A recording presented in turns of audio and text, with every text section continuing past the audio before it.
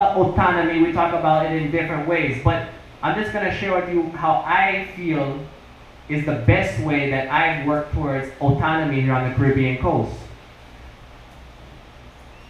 One of the first things I ever did here in Nicaragua was I started a community radio station in my home in Little Corn Island. When we started our radio station, we didn't go to Managua and Vega channel. We went to our communal group in Little Corn Island. This was in 2010. And we said, because of the right of autonomy, we have the right to take back our airwaves. And that's how I started my first work toward autonomy in my home in Little Corn Island. Even though I was born in the United States, I call Little Corn Island my home. I've lived here for 18 years. And my personal vision for starting that radio station was based off of the idea that if we are going to have autonomy, we are going to need more than just a communal house or a communal government or land or farms. We're going to need, well, the high English word would be infrastructure. We are going to need to have our own radio stations, our own TV stations, our own manufacturing plants. This is a picture of the radio in Little Corn Island.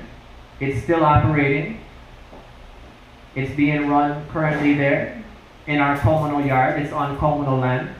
And like I said, we need our own TV stations.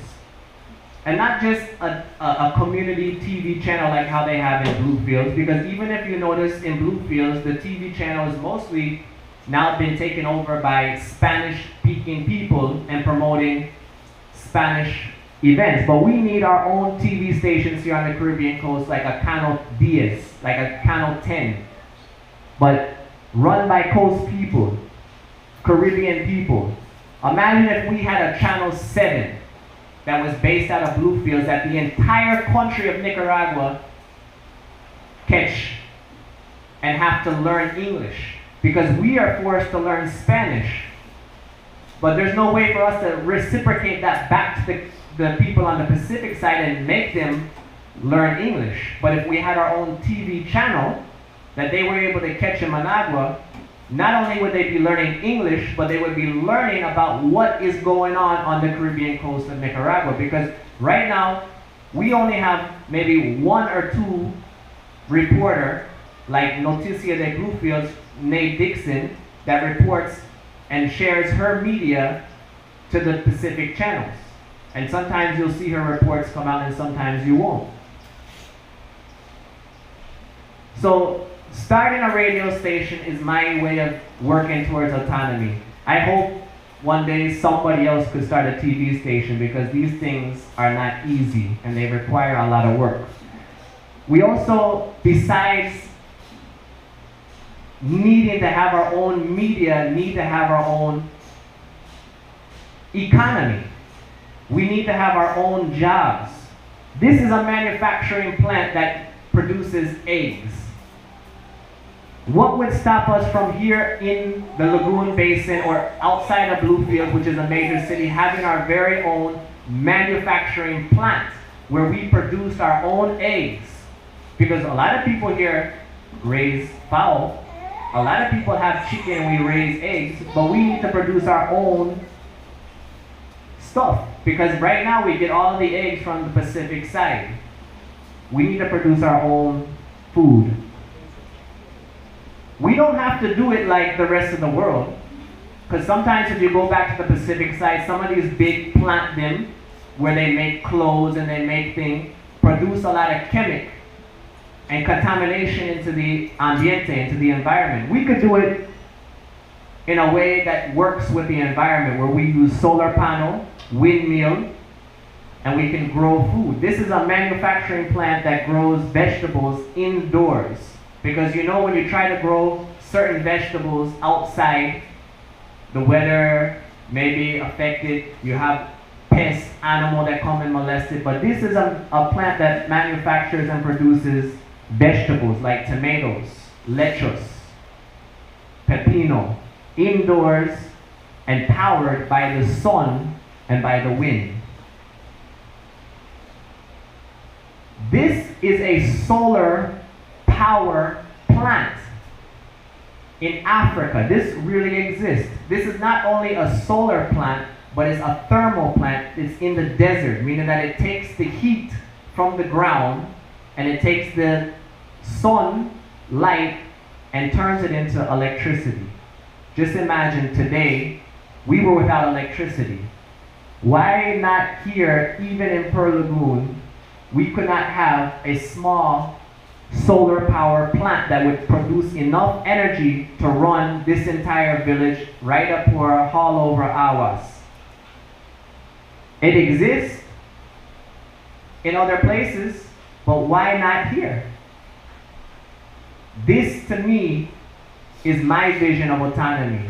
Us producing our very own infrastructure that we run ourselves. This is a plant that produces potato chips, manitos. We love manitos here. We eat a lot of plantain chip, Costco chip. We could easily set up a plant right here outside of Pearl Lagoon because we have spaces going up Rocky Point or in between Cupra Hill. We already have in Cupra the African palm that produces African palm oil. Why can't we produce our own chips? This would bring jobs to our people here on the Caribbean coast. And I'm sure that our leaders here would work and allow any of our coast people to start these projects. So next time if somebody have a big amount of money and they want to come here and invest and they're from here, meaning to say they're coast people, they're going to get approval. I know that some of our leaders maybe would say no if it was some people from the Pacific side. But we have a lot of family that live out, and we have people here that sometimes get lucky and find a lot of money wash up on the beach somehow. So why would we not allow them to invest in infrastructure to build up our economy and our people? To me, this is what autonomy is about. So I'm just sharing this with you all so you could really understand who me, Thomas Cameron Pruitt is and how I feel about autonomy. Now, PearlCell. This is our infrastructure. This is a phone company that we are trying to make right here in Pearl Lagoon. We want to promote our coast people, black people, indigenous people. We want to put them on our logos, our billboards. We want to promote the English language, proper English, because English, even though most people speak Creole, is what the rest of the world would be able to understand us by. If we want to write to people in English, we need to know English. And we promote proper English on our text message. And sometimes maybe we put a couple Creole words in there, but most is proper English. Just like this advertising is all in English. And as the PearlCell project expands, we'll promote other indigenous languages such as Mosquito, Garifano, and Uwa. And I imagine if we were to go into a majority of a Spanish-speaking community, we would also promote the Spanish. But the most is English for right now, because Pearl Lagoon is a Creole community where we speak English. Now, my company, SayCel, in this last year, has invested a lot of money here on the Caribbean coast to building our own infrastructure. Before the meeting started, I gave many of you the Wi-Fi password for the internet here in the communal house. This internet that we have here in the communal house is not coming from Claro. It does not come from Movistar. It comes from Florida, the United States of America.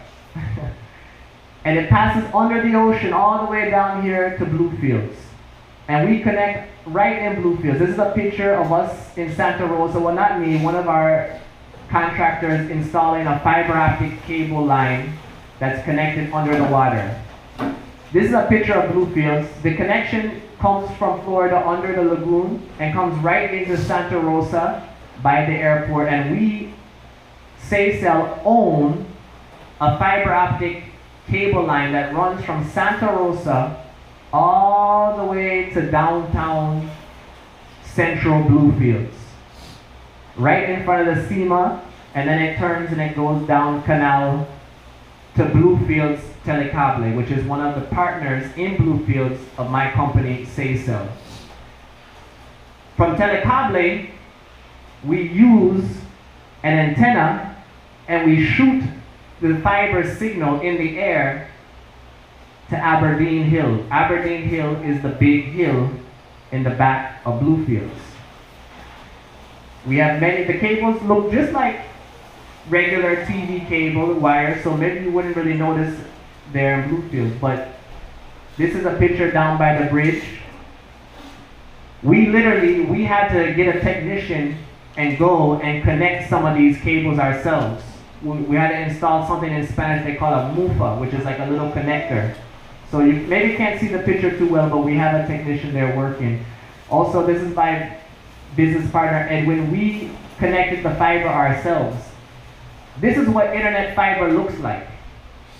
Imagine, it's like as thin as my hair. That's why they call it fiber. It's like the thread that you use to stitch your clothes. And you have to use a microscope to look at it and connect it. We have a big machine that's called a splicer. And this splicer is for fiber optic splicing of fiber optic cable. And we use the machine to connect the cables in Bluefields and bring the signal here to Lagoon. Of course, this is a